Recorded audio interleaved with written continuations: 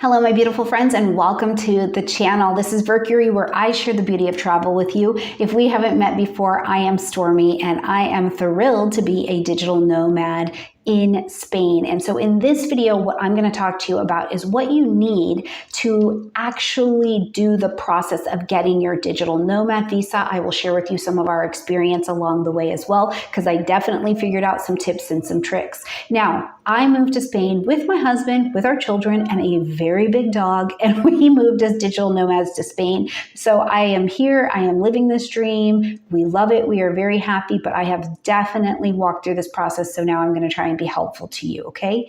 So one of the things that I want you to keep in mind before we're actually jumping in is that while I'm going to walk you through the process of what is needed and some tips and tricks here as well, we used an attorney. When we were coming into the digital nomad visa, it was the first time Spain was letting digital nomads in at all. And so we knew there were going to be a lot of changes with the law and just any and everything that could have gone wrong or prevented us from getting here. We kind of planned for that. Also, I wanted the safety and security of knowing somebody was on our side that knew the Spanish legal system better than we did and could help us just do the process along. So we use the attorneys at bureaucracy.es, and I put the link down in the description box down below to our attorney, Marina, and her team. And I cannot stress to you enough, it was worth the investment for us. It was absolutely worth the investment. Not only did they walk us and get our documents perfectly ready, all the way through. Absolutely everything that was needed was handled. The communication with us was brilliant. And then there was a point in actually getting into Spain where we got stuck at the Oficina de Extranjeros, right? So the foreigners office.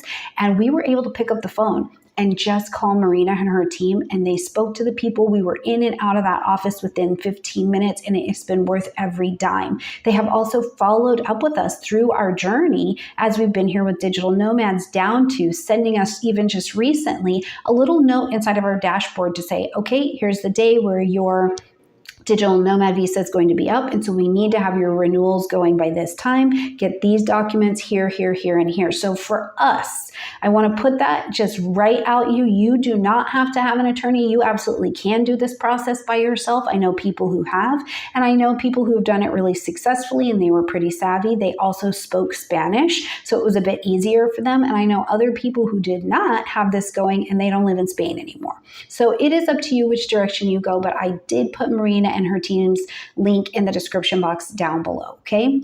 So let's talk about the digital nomad visa and how you're going to go about getting it. First of all, what is it? The digital nomad visa is a particular kind of visa. This is the kind of visa that foreigners are going to use because you're planning on living and being a tax-paying resident inside of Spain, but you are going to work remotely. You're working outside of Spain. And that's something really important to understand, because under the digital nomad visa, you cannot work in Spain. You cannot be earning in Spain. I think it's like you can earn 10% of your income in Spain, but other than that, it needs to be outside of Spain that your money and your payment is coming to you for. So that is something really important to know and to understand. The other thing is that, yes, maybe you are a type of person who's like me, where you are self-employed and you own your own company and you are an employee of that company. That won't work. They will not accept that. Your company cannot be the one paying your bills and paying you as an individual. What will have to happen is that your company needs to have a contract, or have some kind of, it has to have a contract, but it'll also need to be from an outside company separate from your company. So just let me give you an example of what we needed to do, because I am a coach. I'm an astrologer. I work in those realms. So I have clients, right? I have client-based work. And so I don't always have one client that's going to be able to show that every month they're paying me, $3,500 to $4,000 a month in their service package. So what was I going to do? So for me, what I did is I went to one of my colleagues and I said, hey, can I come? Can I have an agreement to teach at your school? Here's actually what I will do, and I will teach for you. It is legit. I will bring it into your school. Here is the salary that I need to make. And I was very straightforward with some of my colleagues, and I told them why. My company needs to work with another company in order for me to get my visa. And that is what happened. So I ended up signing on with another school, and I have been with them ever since, and it turned out to be a really great relationship.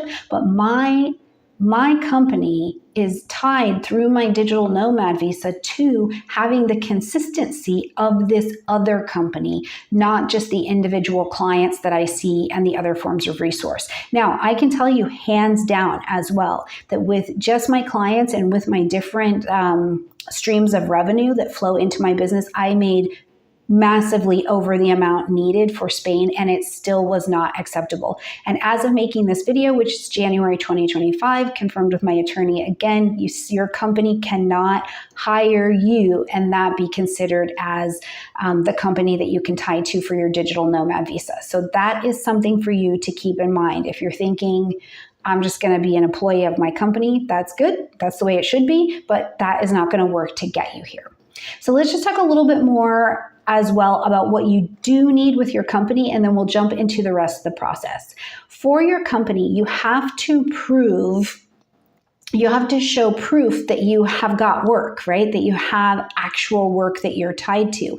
And one of the things that you're going to need is, first of all, you needed to have been with this company, your own company needed to have been started. You have to be self-employed for 1 year.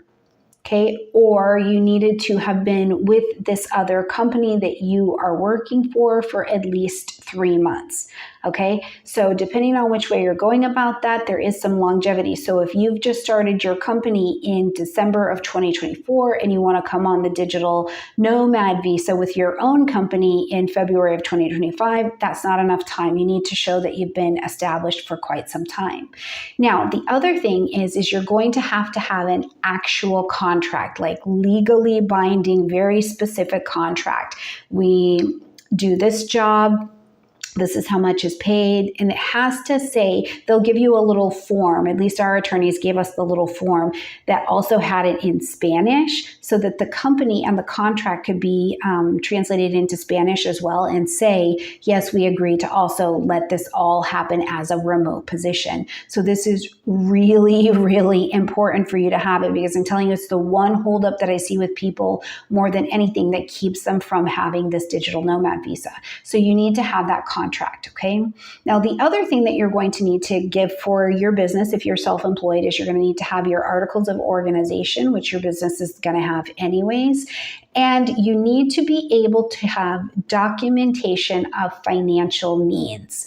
This means your bookkeeping needs to be so spot on. There needs to be a very clear set of transactions from your company earns this money, and then the money is paid to you. Or if you work for another remote company, the company, has the money that comes from the company and gets paid directly to you. But if you own your own company, this is usually where the holdup is at. Your bookkeeping needs to be fantastic, because you also need to provide invoices, right? It can't just be somebody bought a service from me and it came in here and that money went into my company's bank account, and then at the end of the month that money came out. No, it doesn't work. Spain loves paperwork. They love paperwork and they do love efficiency, and they do check all that damn paperwork. So, what it looked like for me and my company was, again, I ended up signing on with the school, and every month I send the school an invoice for what my monthly fee is going to be for them. They pay that invoice so that it is tracked brilliantly in my bookkeeping. The money goes into my business bank account, and then from that business bank account, after all of the expenses, of course, and stuff are deducted, then money comes into my personal account. So you have to have, first of all, that line of documentation of financial means of how your business runs, where its money very clearly comes from and flows to, okay? Okay, the next thing you're going to need to prove of financial means is actually how much money that you make a month. Now, your financial requirements are that you need to bring in 200% of the current Spanish minimum wage. Okay, so this number will change depending on when you are listening to this and depending on, of course, which Spanish minimum wage ends up changing to. But in general, what we needed to bring in for just a single person filing was about $3,000. Okay, and from there, our attorney advised us that we were going to need to add about $600 for any additional applicants that were going to be jumping on. So for myself and my 2 daughters, right? We were going to need to add that particular set of money coming in. So depending on who's actually coming on your digital nomad visa, you need to prove that every month you have this amount of money that is going to be sitting in the bank, it's coming available to you, and it's ready to rock and roll. Now, we also needed to prove that we had savings, and we had to have a certain amount in savings per each of us as well. So for all of us, in the end, we needed to have about $40,000 that we were able to show total for the 4 of us coming in savings. So it's essentially about $10,000 in savings per person. Okay, because Spain really is very strict on you cannot come in here and be bringing your drama and being a pull on our system. If you want to come, you want to have residency, you need to be able to be self-supporting through not only your financial needs, but your health and wellness needs as well. And they are very serious about it. And when I tell you, when we were handing over our banking and our business books information, they went line by line through all of it, right? So just make sure that you have your books and that you have your numbers in really, really good shape. I wanted to start out with those because these can be the ones that I see people having the most holdups with, or gets it so that you get all the way through the process and then you get to this and then they tell you you can't do this digital nomad visa. So I wanted to start with that in the beginning, and it's actually the one that can be a little bit tricky. But let's get to the easy stuff. Now, before you've even started your digital nomad visa, the very first thing you need is to have an NIE number, and this is your foreign identification number. And if you think about it, it's like the Spanish version of an American Social Security number. So it's how they're able to track you, follow you, know what you're doing, give you your NIH number when you come down the road, all of this good stuff. Now, your NIE number never expires, okay? So once you get it, you get it.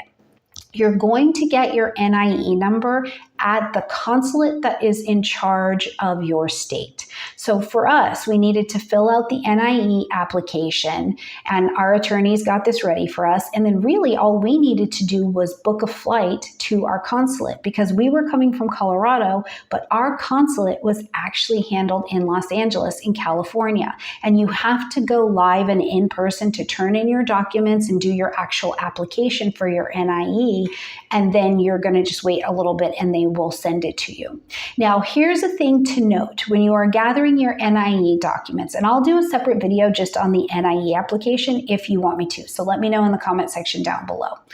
When you are going to your NIE appointment, you have got to pay the fee for it, and it has to be in a check or in a money order. Don't bring your cash, don't bring your card. It is check or money order. And I would highly suggest that not only going through this process, that you be very organized with your paperwork. I mean, be very organized. Get one of those little accordion folders and put everything in. Stay very organized. But get your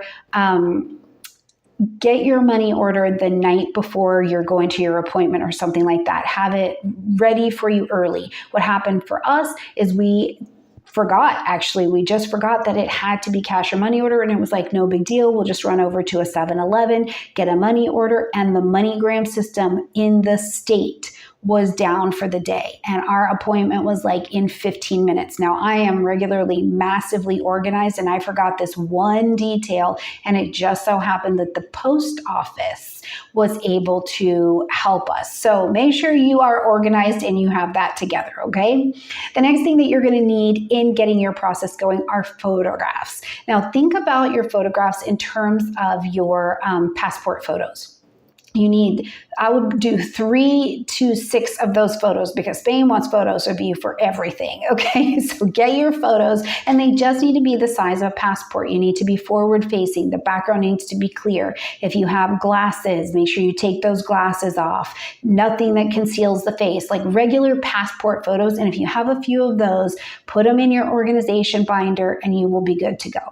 Then you need to have a passport, and your passport needs to be valid for a year. It needs to have another year on it. If not, if your passport is going to expire in 6 months or 3 months or something like that, you need to get a new passport before you really get going with this process, or you're not going to be able to do it. So make sure that that passport has at least a year on it. And I would suggest if your passport only has a year on it, just get a new passport, because you don't want to have to go to Spain. Your passport expires, then you got to come back, and then you've got to wait all these weeks. And God only knows if the passport system's going to get backed up, and you can only be outside of Spain for a certain amount of time once you have your digital nomad visa. So we really just, if your passport just has a year left on it, get a new one as you're going throughout this process, okay?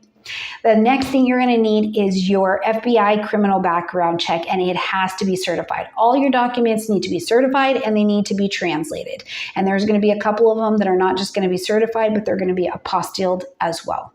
But your criminal background check does need to be certified, and it has to be the original certification record from the FBI. And there's a little link on your consulate website. Again, I'll put it in the description box so you can just order your report. Now, in Spain, they really, when we were doing it, they wanted to know if you had any criminal activity happening in the last 5 years. And the report goes through pretty much your whole life anyways. And that is a place where people, depending on what your past and your history has looked like, where they may or may not let certain things go. If you had something on your criminal record or your criminal history that was 7 years ago, but it was a gun charge or something like that, they're a little bit tighter with things like that. But either way, you want to know that you're going to need your criminal record check. And everybody who is applying for this digital nomad visa needs all of these things: an NIE number, they need their photographs, they need their passports, and they're going to all need a criminal background check as well. The other thing that you are going to need is, of course, the visa application. And the visa application is on your consulate website. It is really straightforward. Fill it out in English. And again, make sure all of your documents also get translated to Spanish, okay? Next, health insurance. You have got to be coming into Spain prepared to take care of your own health insurance. Now, if you download my Moving Abroad guide, which is in the description box down below, I've listed out some of the Spanish private healthcare providers and the one that we use as well, so that you know what you're working with. But whatever healthcare provider you're going to end up going with as you're coming into Spain, something that you want to know about it is that the policy has to cover everybody who is coming on your digital nomad visa.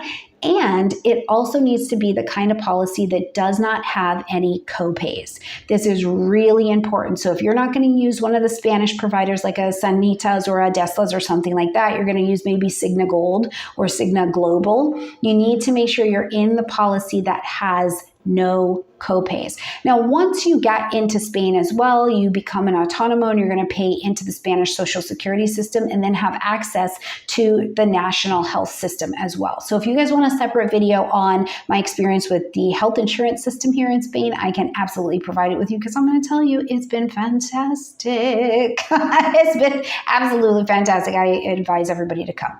Okay, other documents that you're going to need is you're going to need your birth certificate. For everyone who is involved in the digital nomad visa, and these not only need to be certified, but they need to be apostilled as well. So make sure that you send out your documents in time to get them back and get them apostilled as well. Okay, and again, these documents will also need to be translated into Spanish. Okay, then you're also going to need your marriage certificate if you are married. Again, it needs to be certified and apostilled as well, okay? Now, if you have a child or a minor or someone with you that you are a guardian or you've adopted them or something like this, any of that paperwork is going to need to be brought with you as well, and it's going to need to be certified as Something else that you are going to need for your digital nomad visa, which is sometimes surprising to people, is that they want proof that you're going to be able to come here as a trained individual and offer something to the community and not just hang out, right? So you need to have a copy of your university degree, or if you hold a particular professional certificate or something like that. And it needs to show that you have at least 3 years of experience in a particular field or in your particular business activity, okay?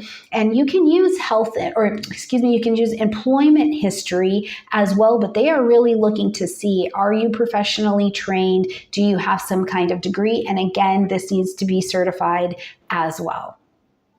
Now, once you have all of your documents together, you've got your contract, you can prove your financial means, you've got your NIE number after they send it to you, right?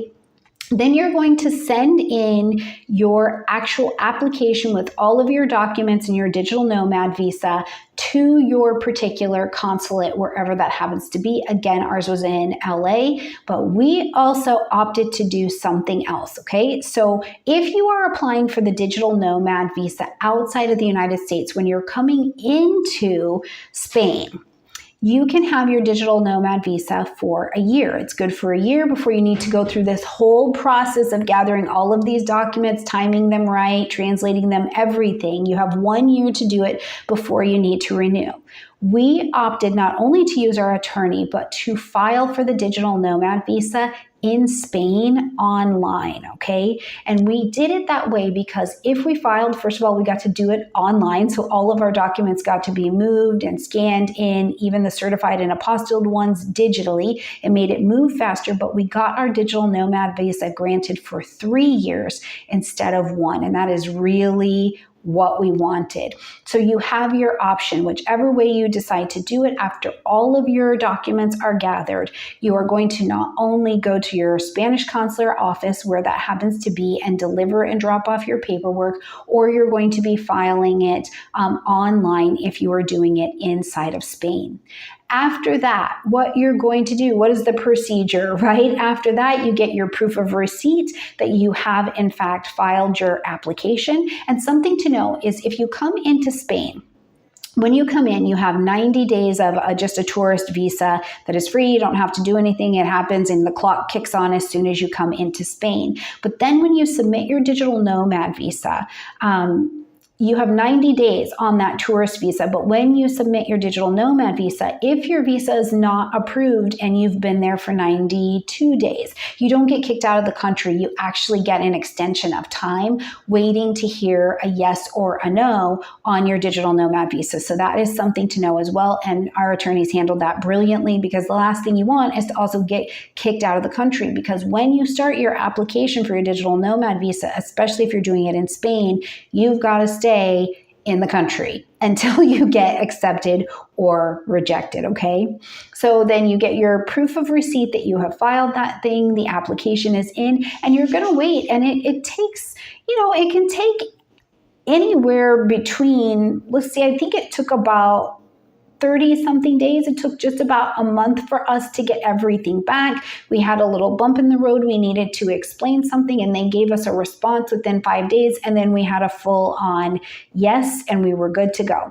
Now from there, from getting yes, our application in whatever way is accepted, whether it's outside the United States or inside of Spain, the next thing that you're going to need to do are a few things. One, you need to go right away. You have like 30 days to get your padrón. You have to go to the Oficina de Padrimiento, the Ayudamiento, and you have to get your padrón. Your padrón says that we live in Spain. This is where we're living. Here's a lease or a rental contract or something that we're actually going to be functioning as residents here, and here's where we live. So you get empadrimiento. So they say, yep, we know these people live here. This is their address, okay? That empadrimiento is really important because you have to have that in order to get your TIE card. And your TIE card is your tarjeta de extranjeros, right? It's your ID card as a foreigner, but it says I'm allowed to be a resident here, and you are going to use that TIE card and your NIE number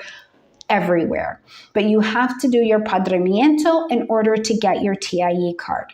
Now, the next step after the padrimiento will be to go to make an appointment with the Oficina de Extranjeros, the foreigners office, to get your actual residency card. And there's an application that comes with that. There's a fee that you're going to pay with that as well. And you pay the fee at one of the cajeros, at one of the ATM or one of the banking machines. That's how that fee is paid. And so our attorneys walked us through absolutely how to do all of that. They took care of it, sent us our paperwork, and we were able to just go to the appointment at the TIE office. We dropped off our applications. They did our fingerprinting, and then they said, come back in these certain amount of days and actually get your TIE card.